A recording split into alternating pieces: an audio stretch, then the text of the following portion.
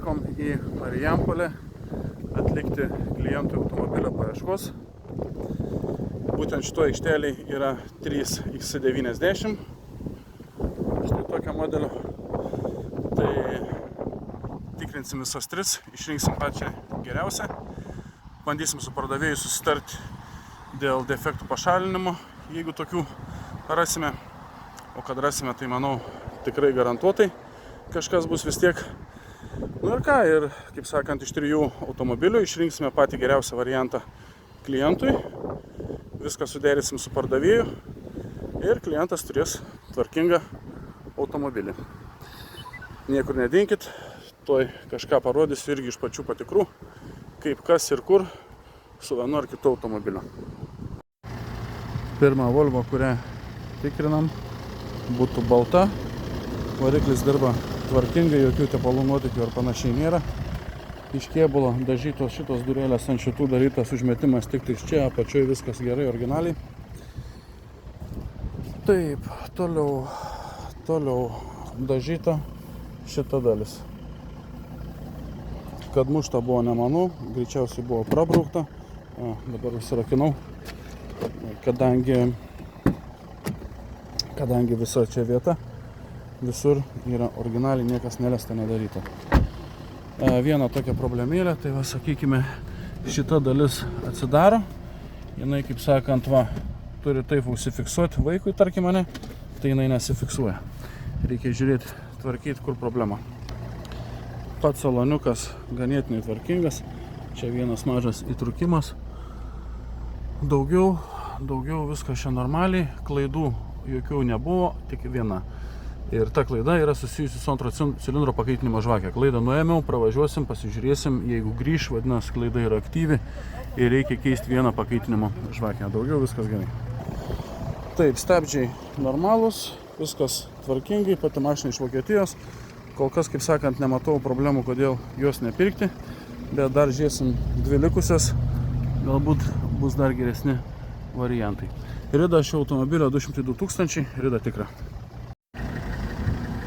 Antras automobilis, kurį ką tik pasitikrinom, tai tokia juoda ir bus dar viena juoda Volvo iš 3, kaip sakant, išrinksime tvarkingiausią. Tai kas liečia kėbulą, turi smulkių pabraižymų, kaip va čia, tačiau kėbulas visas originalus, nedažytas, apart kapoto. Kapotas yra perdažytas. Daugiau ten apačioj praleidžia tepalą. Čia šitas išplyšęs. Turiu taip pat vieną klaidą su kondicionierium susijusią. Taip, kas dar? Nu, sakau, kėbulas turi pabraižymų, nenauja mašina, vis dėlto kaip bebūtų, tai nėra ko spręsti. Truputį per gumas leidžia drėgmę. Čia ant slenkščių kaupiasi drėgmė, tai reiktų gumą susižiūrėti, susikeisti. Sėdynės ganėtinai neblogai patrintos tiek keleivio, tiek štai vairuotojo.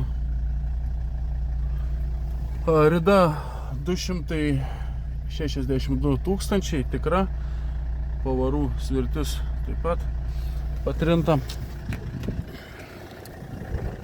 Kas liečia pirmai, kaip matėt, šita dalis nesifiksavo, tai šiuo atveju šitai viskas fiksuojasi. Apačioje yra paviršutinių rūdžių, tiek ant amortizatorių. Toliau stabdžių šlangučių gumos paplyšusios, padangos, nu dar stabdžiai, irgi viskas kaip ir neblogai. OBD jungties dangtelis bandytas sodinti ant kažkokio hermetiko, tačiau nesilaiko. Taip pat vairo stiprintuvo siurbliukas šneka, sunkiau sukiojasi vairas negu kad baltai, kurie tikrinam. Taip kad kol kas liekam, mano nuomonė, kas liečia techninę būklę, prie baltos. Eisim dar pasitikrinti trečią, tada darysim išvadas. Na ir ką, trečia Volvo, vis dėlto ne juoda, tikrinam, o pilka.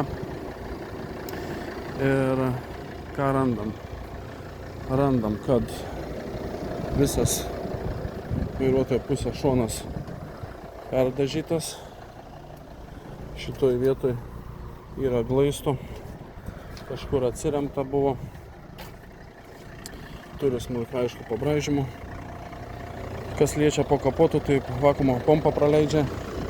Ant dėžės taip pat pribėgia tepalų. Greičiausiai pro tą pačią vakuumo pompą. Toliau cypia vairo stiprintuvo siurbliukas, susukus vairą į vieną ar į kitą pusę. Kas dar iš kėbulo buvo, tai skiriasi dangtelių spalva. Čia pilkas, čia juodas pertronikas, čia sidabrinis. Vairuotojo sėdynė patrinta, bėgių svirtis taip pat, vairas irgi pasidėvėjęs gerai. Svarbiausia, kad blogai darinėjasi stoglangis. Stoglangis stringa. Po, kaip sakant, šitos apžvalgos paskutinio automobilio įkelsiu patį video, kaip dirba stoglangis. Stabdžiai diskų likutis nedidelis, kaladėlių taip pat tiek priekyje, tiek gale. Taip pat pakabos elementai parūdija. Radiatorius negražuolis. Ir taip pat ketvirtas purkštukas prastai dirba, bloga korekcija.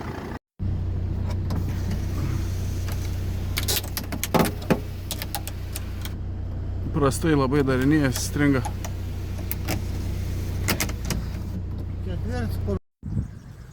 Nu va, bičiuliai, automobilio paieška atrodo štai kaip.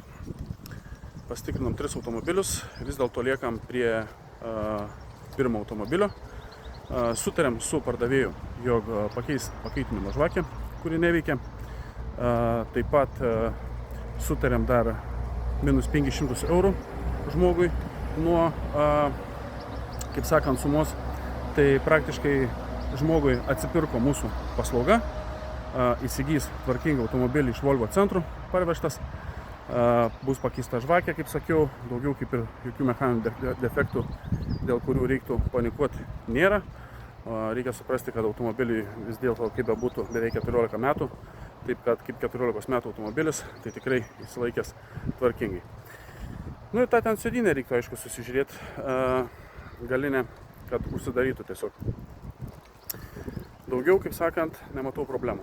500 eurų nudarėjom, sakau, beveik atsiperka mūsų paslauga, taip kad žmogus nusipirks patikrintą automobilį ir nemanau, kad kažkokių tai galvos skausmų turės.